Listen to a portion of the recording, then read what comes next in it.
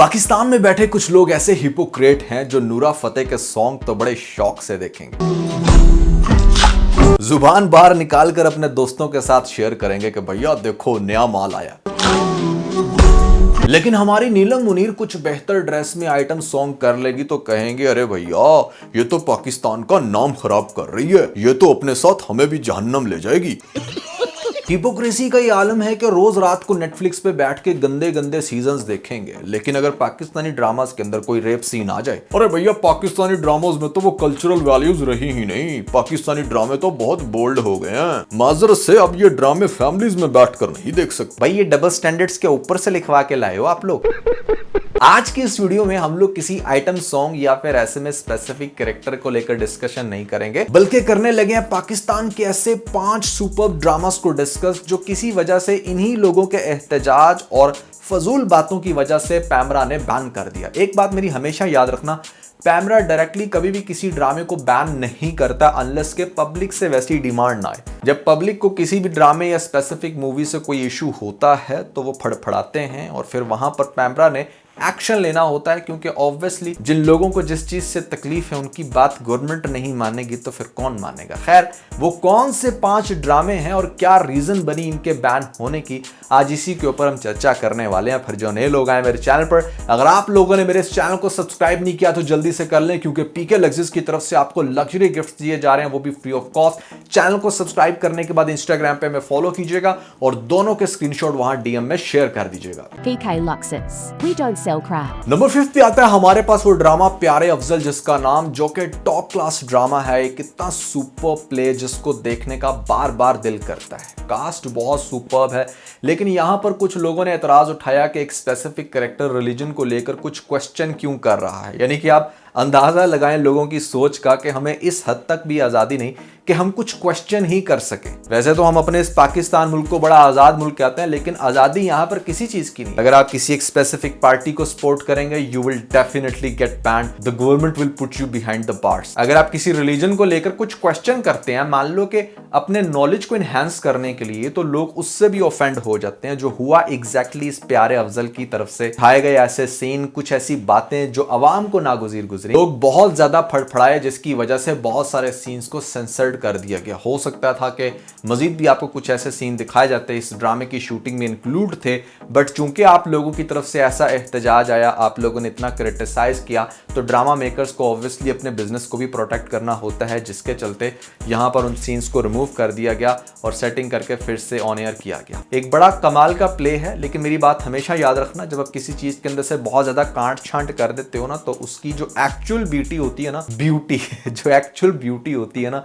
वो कहीं खो जाती है। सो वही हुआ होगा लगभग इस प्यारे अफजल के अंदर भी। बट जिन लोगों ने ये ड्रामा देखा वो बहुत अच्छे से नीचे कमेंट सेक्शन में बता सकते हैं कि that was a master play. इसके अंदर ऐसे कमाल के इमोशंस और खूबसूरत सीक्वेंस हैं जो आपको ड्रामा देखने पर मजबूर करते हैं एंड तक। ऑनेस्टली स्पीकिंग, हमजा अली अब्बासी इस ड्रामे से ही फेमस हुआ था इस कैरेक्टर को करने के बाद, और आयजा का भी कहीं ना कहीं ये ड्रामा सबसे ज्यादा सक्सेस में मेन रोल प्ले करता है, जिसकी वजह से आज भी 2 बच्चों की मां होने के बावजूद लोग उसको बहुत ज्यादा पसंद करते हैं। इवन दो उसने बहुत सारे नेगेटिव रोल कर लिए हैं, बहुत सारे डिफरेंट तरह के रोल, जिसके बाद ऑडियंस डेड हो जाती है किसी भी एक्ट्रेस की, लेकिन यहां पर लोग आज भी आयजा को लाइक करते हैं क्योंकि आपकी एफिलिएशन बहुत स्ट्रांग है। नंबर 4 पे आता है हमारे पास चीख ड्रामा, अगेन सुपर्ब ड्रामा, जिसके अंदर डेफिनेटली पाकिस्तान में होने वाली करप्शन और पॉलिटिक्स डायनामिक्स के ऊपर कुछ ऐसी डिस्कशन होती है जिसके चलते कुछ लोगों को बड़ा बुरा लगा, और या शायद पैमरा को ही लगा होगा।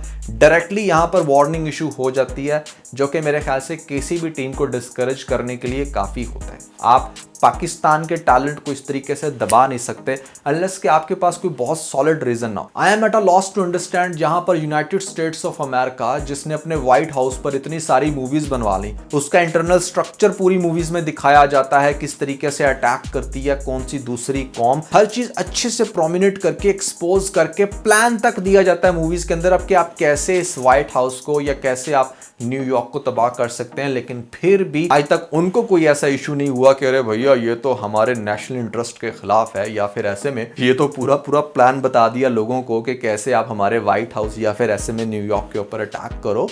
तो पाकिस्तान क्यों इतना पीछे है? क्योंकि हम लोग छोटी सी चीज से डर जाते हैं। Even though you will be surprise to listen that के पाकिस्तानी ड्रामास के अंदर स्लैप करने के ऊपर भी भैया बैन है।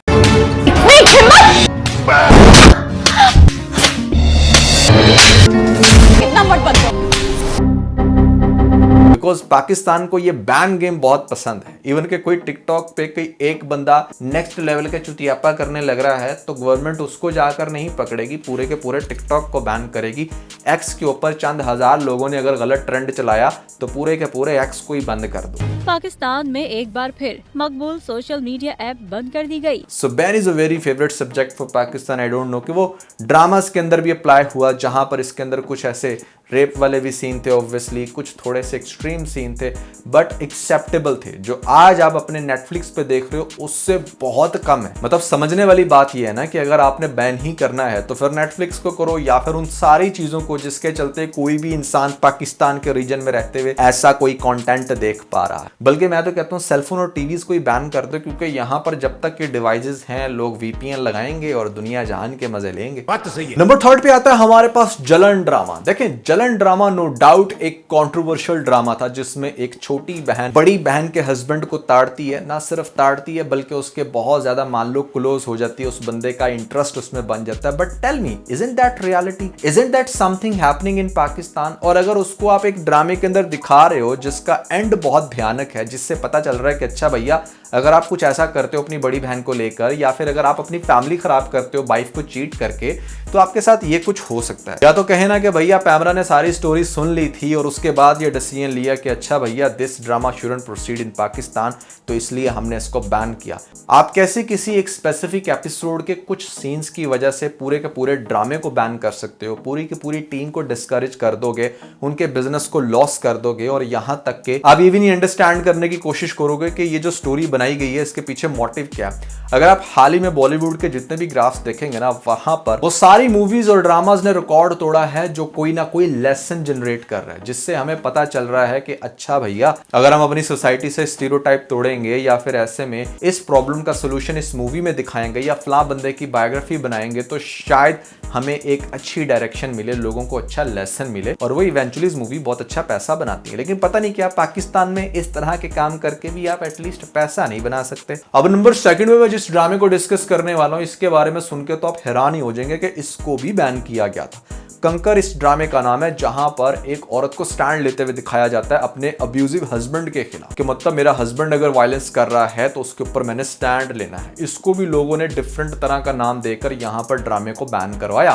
Thanks to the voice people जिन्होंने बाद में फिर इसको सपोर्ट किया और फिर बताया कि भैया नहीं, इसमें ऐसा कोई इशू नहीं है जो आप बना रहे हो, आप राय का पहाड़ कर। और फिर फाइनली ये ड्रामा बैक हो गया था। बट जरा सोचें, क्या इस पॉइंट के ऊपर कोई ड्रामा बैन हो जाना चाहिए? मतलब आजकल जो पाकिस्तानी ड्रामे बन रहे हैं ना, आपको पता है फिल्में तो पाकिस्तान में बन ही रही। अब जो बहुत अच्छे बजट का ड्रामा है ना पाकिस्तान में, वो 3-4 करोड़ तक जाता है उसका। मतलब टॉप क्लास के जो हमारे एक्ट्रेस हैं खाली 20, 25, 30 लाख 50 लाख तो वही ले लेते हैं। तो मान लो कि अगर एक एक्टर इतना ले रहा है तो पूरे ड्रामे के अंदर उसकी प्रोडक्शन टीम और फिर ऑब्वियसली आपने उसकी मार्केटिंग पे पैसा लगाना होता है। ये सारी चीजें ठीक ठाक आपका बजट जो है वो स्पेंड कर देती हैं। तो सोचें जरा एक इतनी स्टूपिड सी बात के ऊपर आपकी पूरी क्रिएटिविटी को बैन कर दिया जाए, क्रॉस कर दिया जाए, how would you feel that? Last but not least, क्योंकि इसके अलावा और भी बहुत सारे ड्रामे हैं जो मैं डेफिनेटली आपको जरूर बताऊंगा अगर आपने इस वीडियो को कम से कम 5000 लाइक दिलवाए। मैं बताऊंगा कि और कौन कौन से ड्रामों के साथ जाती हुई है, बट अभी फिलहाल सुन ले। जो पहले नंबर पर ड्रामा आता है दैट इज उदारी। उदारी एक ऐसा ड्रामा था जिसमें बेसिकली वो चीज दिखाई जाती है जो आज भी पाकिस्तान का एक बहुत बड़ा इशू है। मतलब आप सोचें जरा कि हमारे इशू को पोर्ट्रे करने पर उस टीम को सजा मिली कि भैया चाइल्ड अब्यूज क्यों दिखा दिया आपने, क्यों दिखा दिया कि एक सीन के अंदर बंदा जो है वो लड़की को, छोटी सी बच्ची को कमरे में लेकर जाकर कुछ गलत करता है। To aware people, tell parents के भैया ऐसे बच्चों को नहीं किसी के सहारे छोड़ देते।